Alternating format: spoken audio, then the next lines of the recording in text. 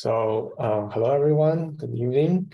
Welcome to today's presentation, today's seminar. So today I'm going to present a paper is accepted by this year's MobiCom, and it's related to two very hot topics, the contrastive learning and multimodal human activity recognition. So the title here is COSMO, Contrastive Fusion Learning with Small Data for Multimodal Human Activity Recognition. And this work is from the group of Dr. Chenpei Huang. So here is the outline today. So I will first introduce why they want to investigate this kind of area and the motivation of this work. And then I will talk in detail about their system design, finally the evaluation, and at last I will conclude this paper. So to begin with, we jump to the human activity recognition. So the human activity recognition now enables many applications that is really fancy. The most typical one is the human-computer interaction, like the AR and VR applications. So for the especially for gaming, using the human activity recognition can give the user a fully immersive game experience, and they can use their gestures and movements to interact with NPCs and other players. And also the HAR is applied to the smart home applications. For example, using your smart watches, you can have multisensory data on board, so you can continuously track your fitness, your heart rate, or even your sleep quality. And we can also apply the HAR to the smart health, especially in the special days in the COVID-19, we need to keep social distance. So the movement and some other gestures, some recognitions among users can be applied to the smart health applications.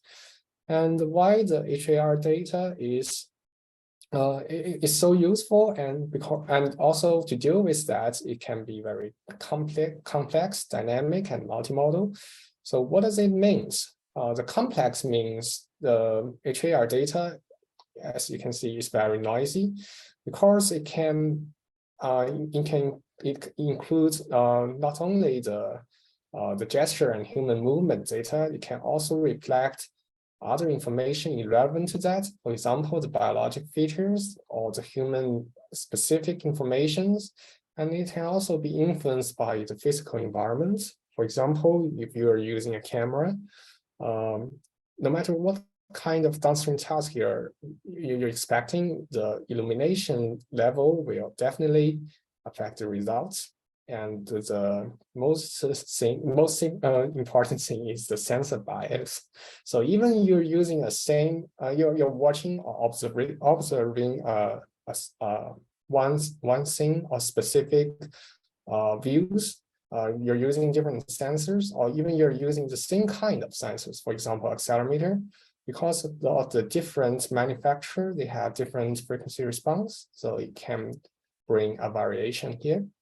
So a useful model needs to deal with this complexity, and the other characteristic of the HAR data is it can be continuous multisensory data. So for the continuous, it is by nature that the HAR data is time series. For example, we want to monitor a patient with Alzheimer's. We need a very long-term data series to analyze. And for the multisensory data, it means we are using not only one sensor in one channel. We have, for example, the DAS camera, the IMU sensors, and the ultra-wideband RF sensors.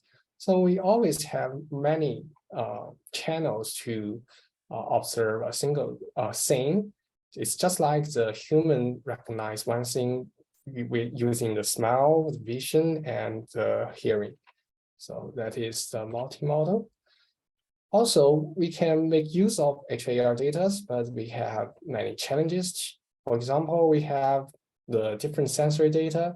It varies in dimensions, and sometimes they are not synchronized in time. And the second challenge is, although we have many data samples of HAR data, it cannot be fully labeled. So the labeled data are quite limited. The reason for that is to label the HAR to human activity needs so much user effort. And the second reason is, especially for some modalities like the millimeter wave or some UWB signals, it is non-intuitive to human beings, except you are an expert in this field.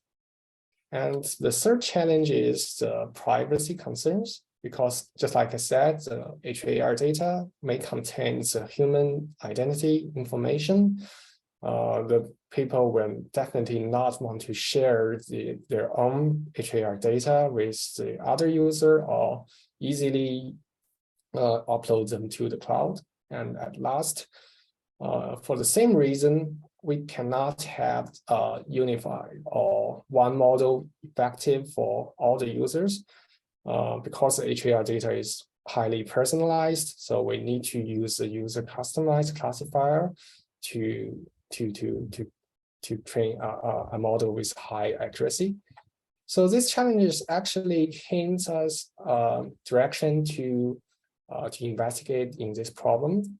For the insufficient labeled data, it points us to the way of unsupervised learning. And for the privacy concerns, we can train and we can keep the data and labels on the local device. We use on-device training that can be personalized to each specific user without sharing any sensitive information. So I put the contribution of this paper in advance. The first contribution of this paper is you're using a motivational case study to show why the contrastive fusion learning that is proposed by the author will work. And second, they proposed the Cosmo, that is a two-stage learning framework to integrate the cloud age information. And the third is they do a massive evaluation on the public data set and their self-collected data set. And in all data sets, their proposed Cosmo will surpass the current baseline. So let's move to the motivation.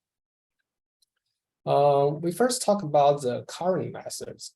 We have two lines of research. The first is the supervised learning method. We have three candidates in the supervised learning. The first one is the single model. It's basically to choose one modality and discard the others. And we use this single modality to train a deep learning model in a supervised manner. And the second one is the deep sense, that is to use all the modalities. We use a feature extractor for separately for all the modalities, and we concatenate their deep features and train a classifier. And the third one is another state of the art is called the Tencent, which suggested by its name is used in attention mechanism. Instead of concatenating or unifying the weights for different modalities, they're using a learnable attention matrix or attention methods to boost the accuracy. And the second line of research is to use unsupervised learning. That is, to be more specific, is contrastive multimodal learning. And I put two examples here, and they also be used as the baseline for this paper. The first one is the contrastive multi-view coding, CMC. And say we had two modalities.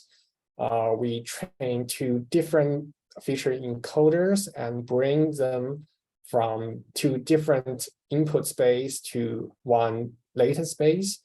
And we want to contrastively learn usable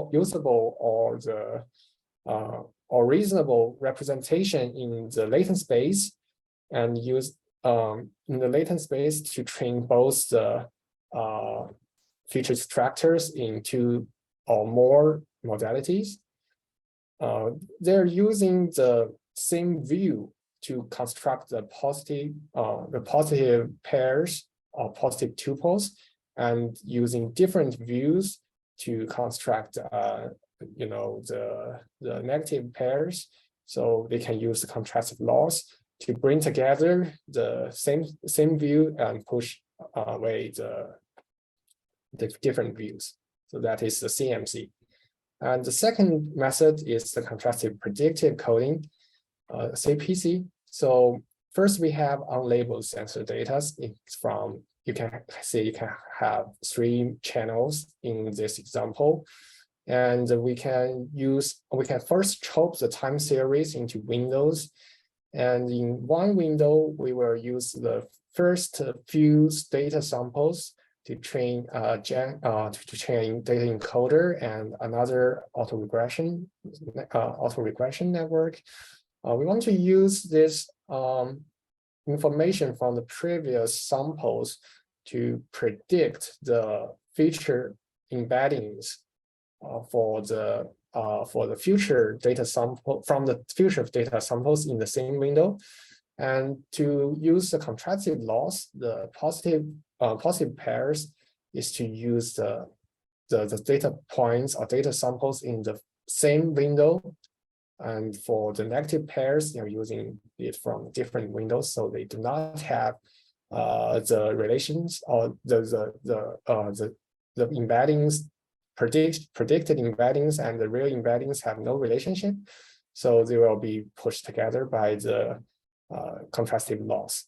So after this feature extractor converge, we will adapt it to a labeled sensor data.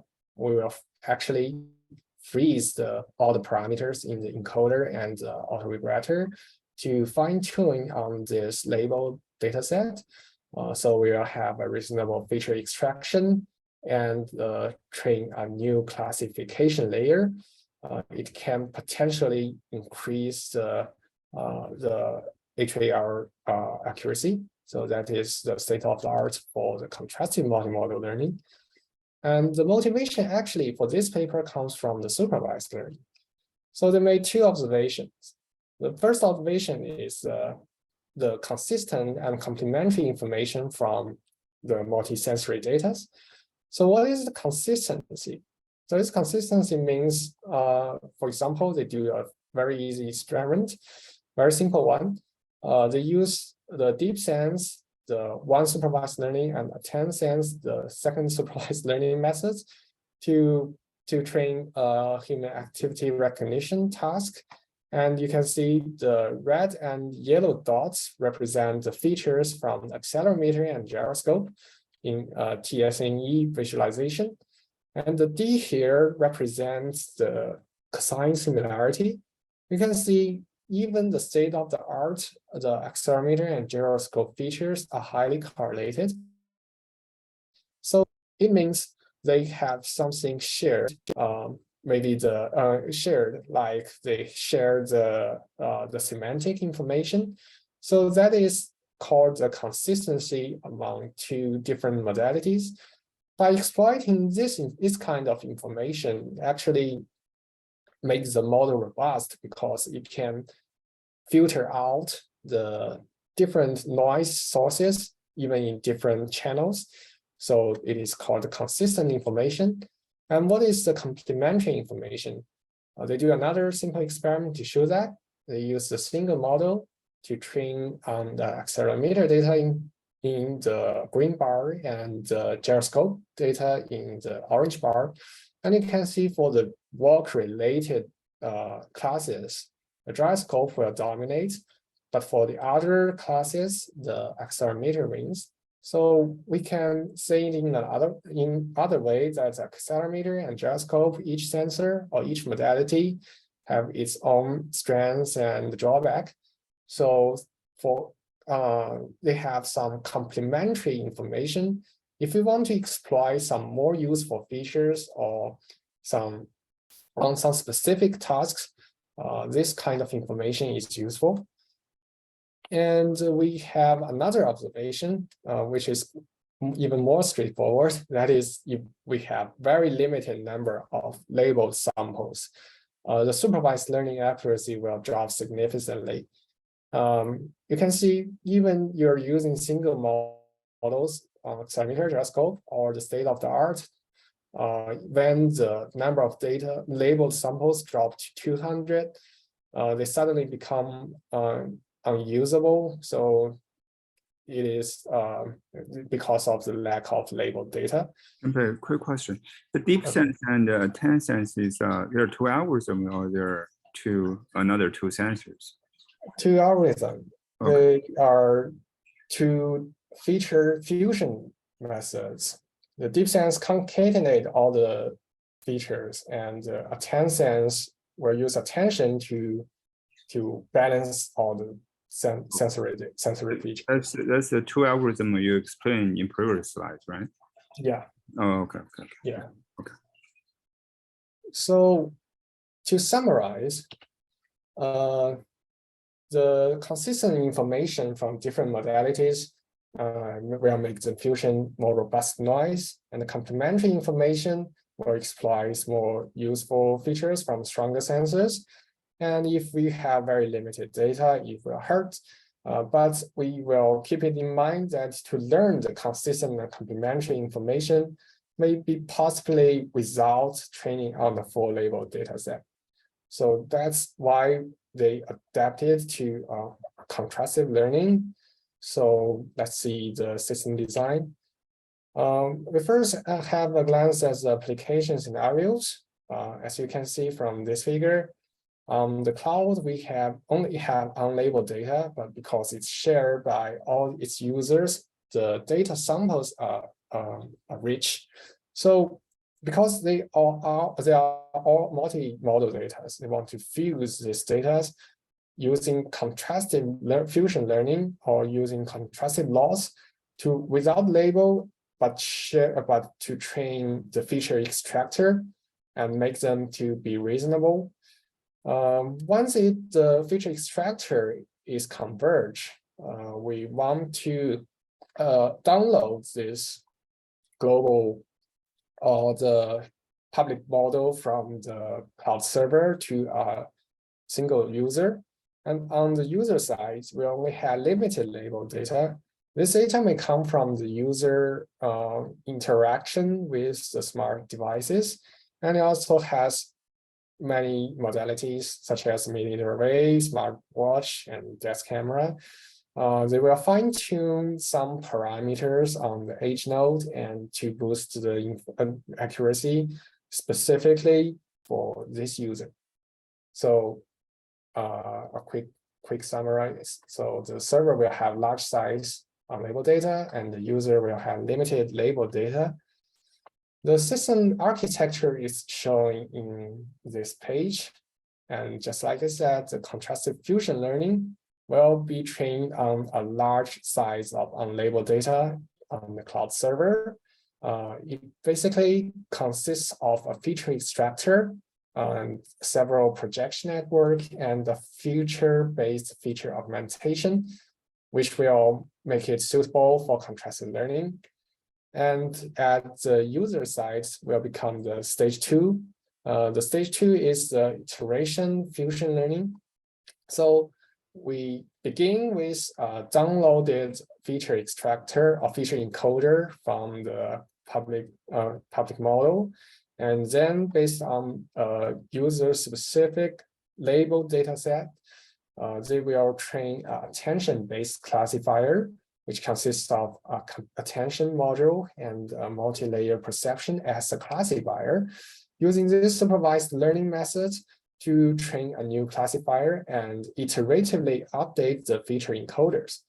So why they want to, I want to point it out here, why they want to iteratively train the feature encoder is because they do not want the feature encoder to be too stubborn, and it will not change and not adapted to a single user. They somehow wanted to learn new things, but they do not want it to drag too much from the previously trained on the large model, on the large data set. So that's why we want to fine tune it in an iterative way. So to talk about it in detail, we first mention stage 1, the contrastive fusion learning.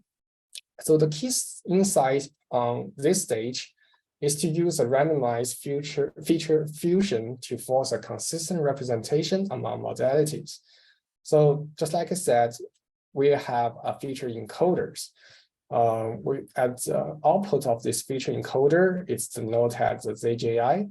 Well, the J means J modality and I means the I's data sample. So we'll have an embedding vector here, and we want these two modalities to have this equal size or equal dimension. So we need a projection network to project it into another embedding vector, which is normalized called R1, and the other modality will be R2.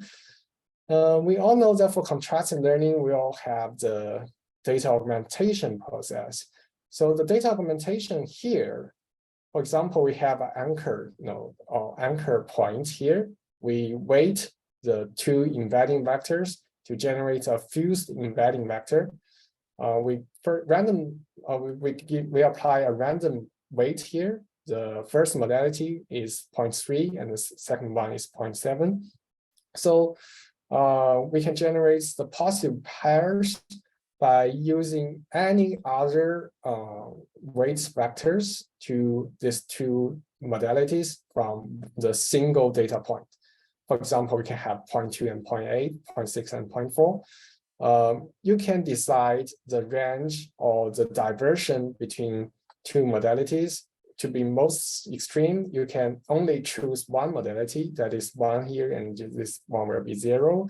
And if you know that these two modalities are quite similar, you may force them to in a narrower range, for example, 0.4 to 0.6.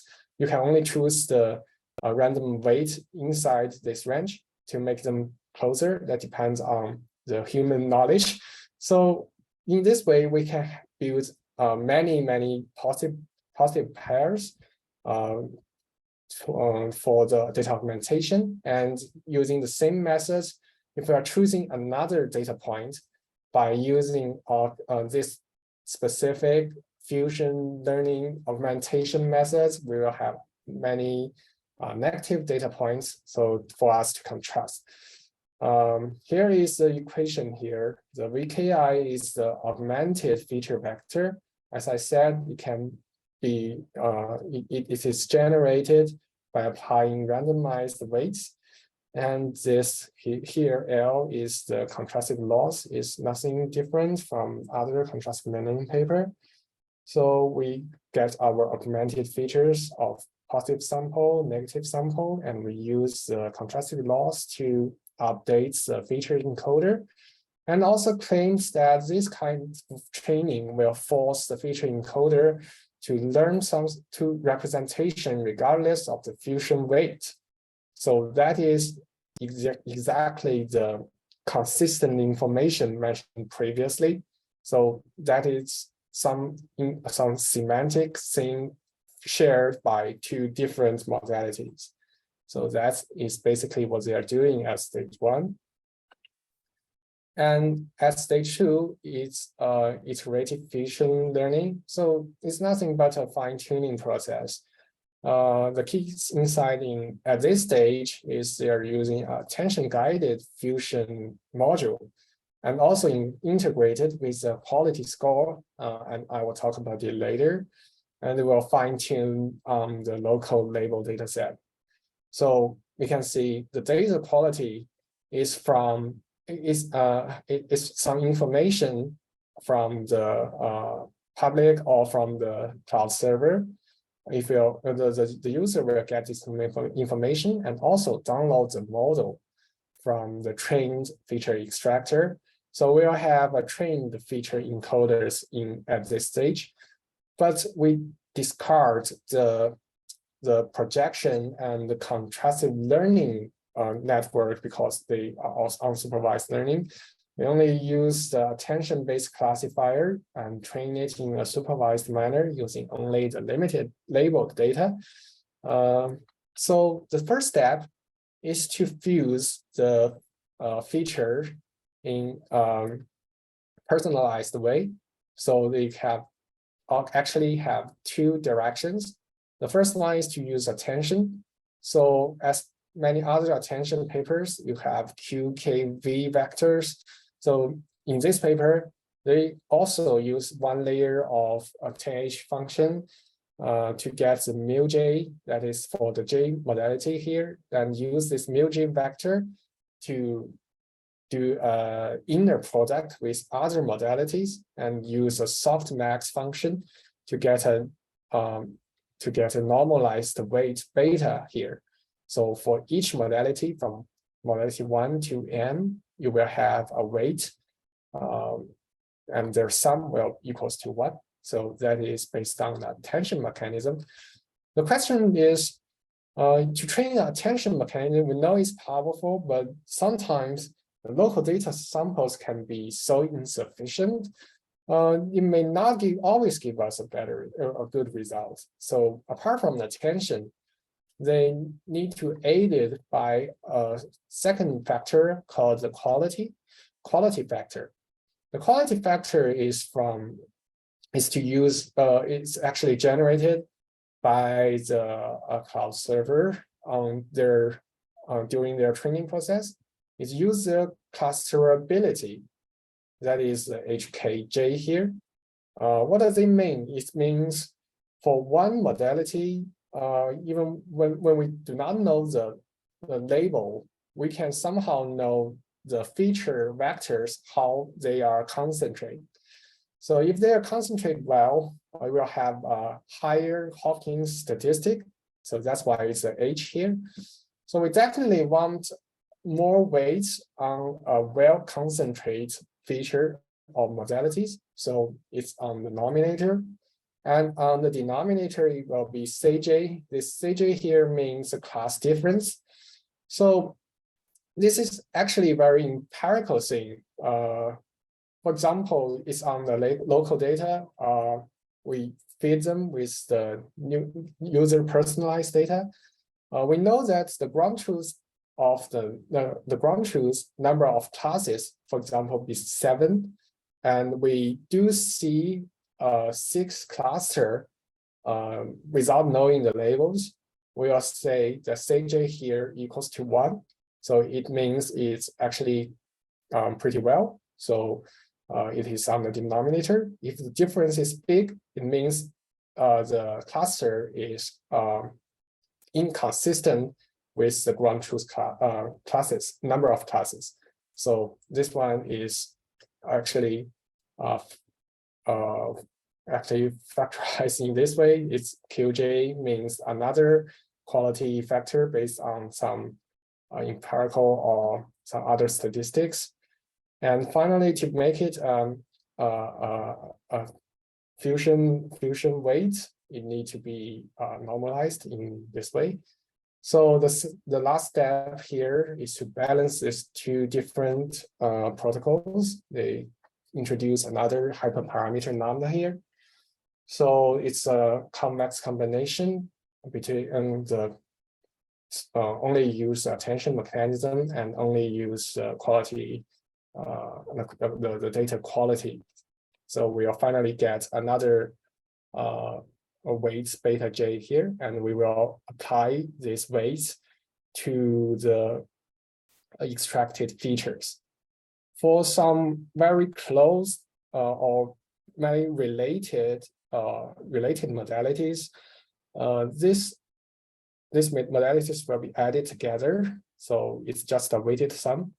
But for some other very dissimilar modalities, it will concatenate each other and put in the different weights before the raw features. So they will fuse the feature in a different way. And after we have fused the feature, we want to update a classifier, and we also want to update the feature encoders. So this figure shows what they want to do. So by downloading the model from the cloud, actually, we can only get the interception of two different sensory features because they are only learn the consistent features from both modalities. And by using an iterative methods to update them, we want the feature encoder to get more information to exploit some complementary information. So at last, we want them to extract the features in this gray circle. And they say their method is effective because they are showing us the training loss and the testing accuracy. It can be shown in this way that the green line is without iterative training, and with iterative training, it basically have a smaller loss, and you can see it's very interesting because it's updated in a square wave manner. And by looking at the testing accuracy, you will see that with iterative training in 5 epochs, we are consistently higher in accuracy than without iterative training. But the best thing here is to introduce another hyperparameter T iteration here. So that's the step 2 in the iteration fusion learning. And we will talk about the evaluations. Before that, any questions? Oh, okay. So for the evaluation, the setup is based on 3 data sets. The first 2 are 2 public data sets, the USA and UTD. For the USA data set, it has 2 modalities, that is accelerometer and gyroscope, and they have in total 14 subjects. In this paper, they use 10 of them for training and 4 of them for testing. And for the UTD dataset, they also have 4 modalities and 6 for training, 2 for testing. So because you can see it's very limited in subjects, they also build another self-collected dataset with these 4 different modalities, and they can recruit 30 subjects, 25 for training and 5 for testing. And they compare their method with 2 baselines. The first baseline is the fully supervised method called a single model. Just like I mentioned, it's only choose only 1 modalities, the deep sense and the 10 sense again. And they also compare it with the CMC and CPC contrastive learning baselines. Chenpei, before I move on, so I remember you mentioned their motivation is, those 2 data, they have consistency, right? 2 modality have consistency. Also, they have complementary stuff, right? Yep. Yes. So where in their design to reflect that? For the consistent information, they use contrastive learning. They build that fusion augment the fusing the data augmentation methods to force the feature extractor to learn the consistent information. You might because even you data augmentation part, they explored yes. explored the consistency part, right? Okay. Yeah. Okay. Yeah. I got this part. So how about the complementary? Yeah, it's in the next step. So you can see at first we only have the intersection here because they are consistent, and no matter how you remember here the data the augmentation will throw any possible pairs of weight to different modalities. So when using this kind of features, even we build a fusion weight locally, it is some weight may be present previously.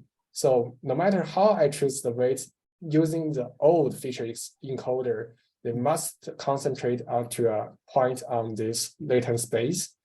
So they want to slightly change the feature encoder to drag this point to even to exploit more features. And these more features, they explain it as the complementary features. So how they do that is they iteratively train the classifier and the encoder. So the accuracy will slightly increase. And they explain it in this way because from at the first stage, they only have the consistent information, and now since the accuracy increase, they are gaining complementary information in the second stage. So that's how they show the complementary information. Could you explain that again? I didn't get that part. Why iteration helps? I mean, I understand the consistency part, but I still didn't get the complementary part. Yeah, because we want to fine tune it on the local data. We want them to, we want the accuracy to be better than only use the downloaded data from a downloaded model. So we want to balance, or we want to fuse the features in a personalized way, and they adjust the fusion weight using this protocol. But with the old feature encoder, it's irrelevant to the fusion weights. So at the first few iterations, it can only update the classifier. But we do want the feature encoder to learn something more than the consistent features. So we then fix the classifier and then use the supervised learning to update the feature encoder.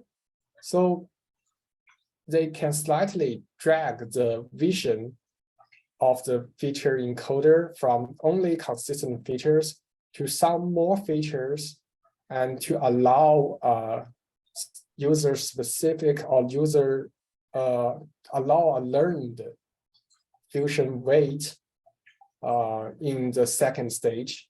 So the accuracy will get increased, and it eventually learn something is sensitive to the weight change.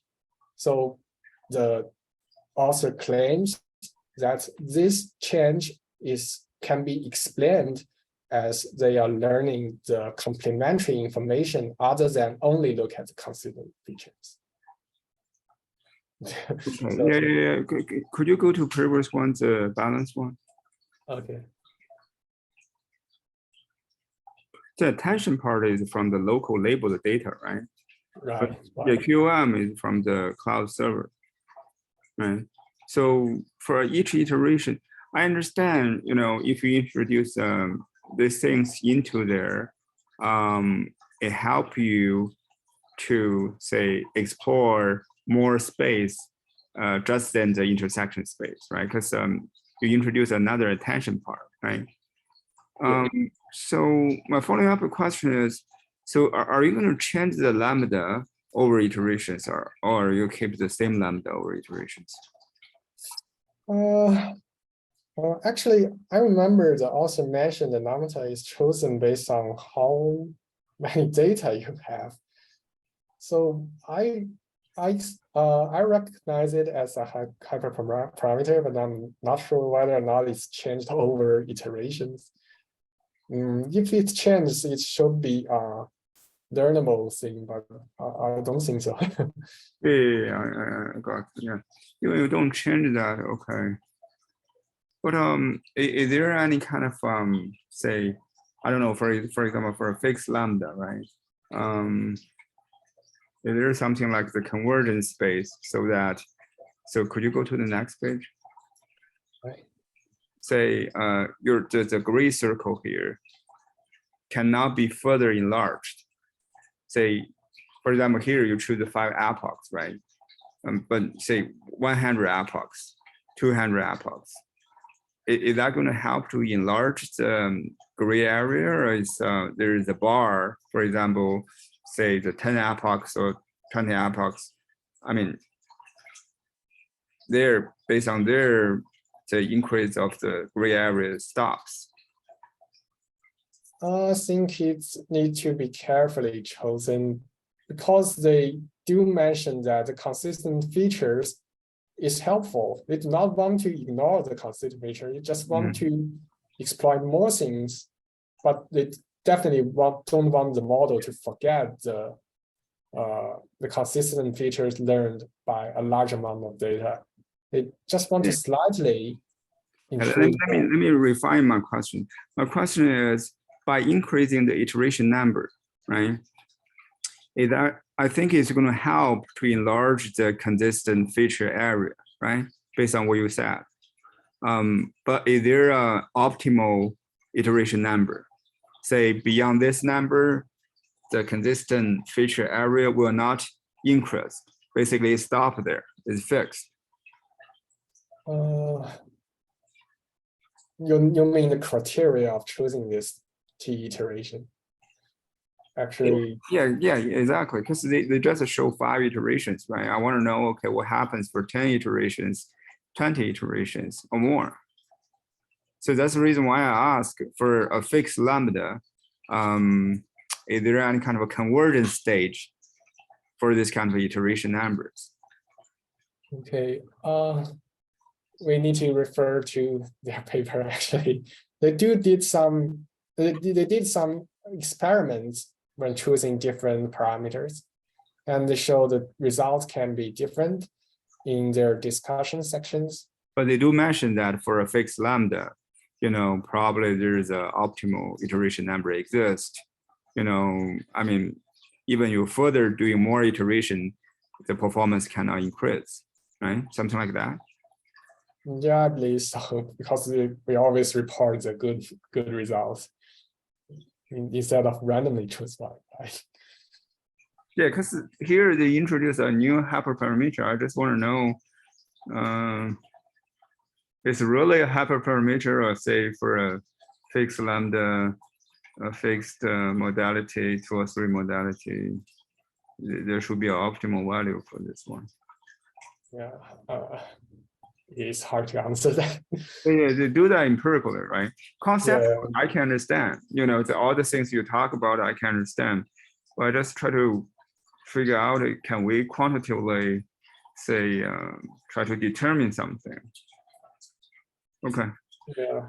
The second stage actually is all empirical things. It do not have any mathematical proof that it can improve something, improve some lower bound. No, they do not have that. They just do experiments and show that, okay, using this kind of methods will really work.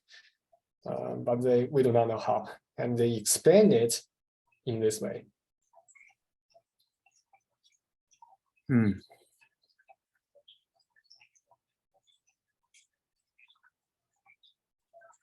But still, I mean, here's a lambda, here's a t, right? So how can you say, I mean, both of them, they're going to have impacts on the final performance, right? Yeah, true. How can I determine? So yeah, probably they just don't go for the optimal. They just try to say improve, right? So if by saying we're just improving something, I totally accept that. But I just want to try to figure out, is there any possible way, say, we can optimize? I can they do experiments on that by choosing different parameters. And yeah, okay. Actually, I do not include that in evaluation because it's in the discussion session.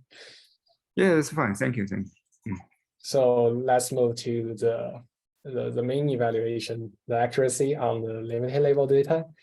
So you can see we have different labels. The first column is single model, single modality. We using gyroscope and accelerometer. And the second column is two supervised learning method, but only you can see have limited data, what it will be. And the second column is the two contrastive learning method, is CPC and CMC, and the last one, their proposed Cosmo. And by looking at all 3 data sets, we can say the Cosmo, first of all, consistently surpasses all peer methods, even with only small portion of data. You can see 200 data points is only 1% of the whole data set. For the supervised learning, these 4, they are actually not so good. And what's more, the CMC and CPC, they can actually increase using this contrastive learning on unlabeled data is actually not improve from the dense sense and the 10 sense too much. So we can see this two contrastive learning method is not as effective as the Cosmo to learn the consistent and complementary information. So, but for Cosmo, you can see for all settings, they are the #1 accuracy. And you can also find the red dash line here. That is the almost 80% accuracy in the USC data set. That is the supervised learning method with the most recent state of the art, the 10 cents, using all the labeled data. We can find it in surprise that the Cosmo will be more effective than the fully supervised learning using this only 30% of this data. So as a result, they conclude it as the insufficient data limits the supervised and contrastive state of the art, but the Cosmo always wins. And for the accuracy on the label ratio, that is showed in the x-axis. The number here indicate the ratio of the number of unlabeled data divided by the number of labeled data. So it means as the x-axis pointed to the right-hand side, the unlabeled data will, when trained or doing contrastive learning on much more unlabeled data, the mean accuracy will increase, which reflects that the contrastive fusion learning is effectively learn some consistent information without supervision.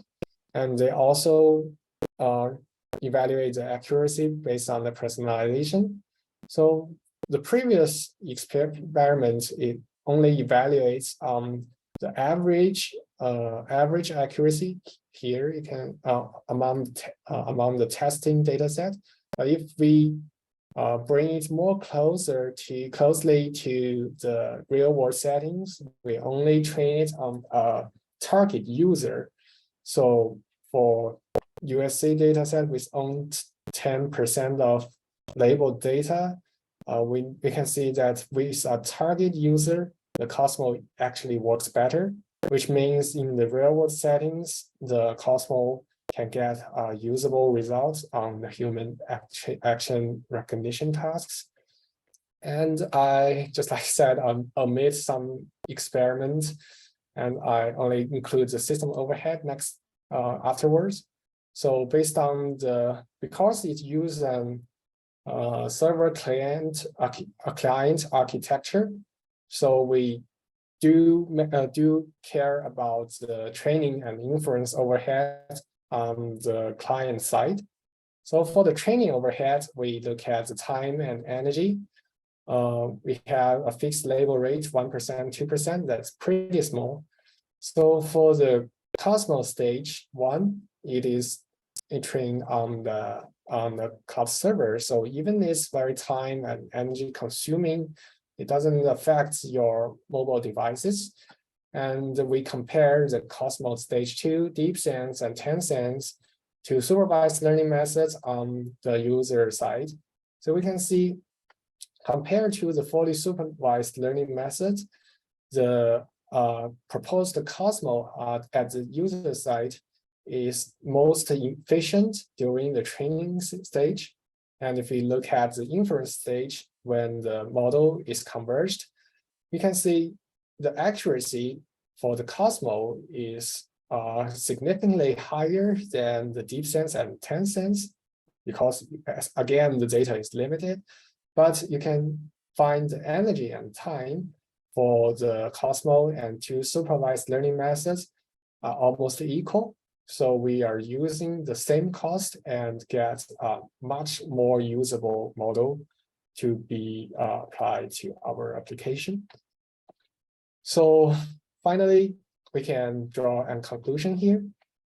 The first is this paper proposed the Cosmo model and a new system for the contrastive fusion learning with small multimodal data in HAR applications. And they use a novel two-stage training strategy. They can efficiently track the consistent and complementary information. And they are doing massive experiment. Experiment results show that the Cosmo does surpass the SOTA baselines. So that will be all. Thanks for listening. Any questions?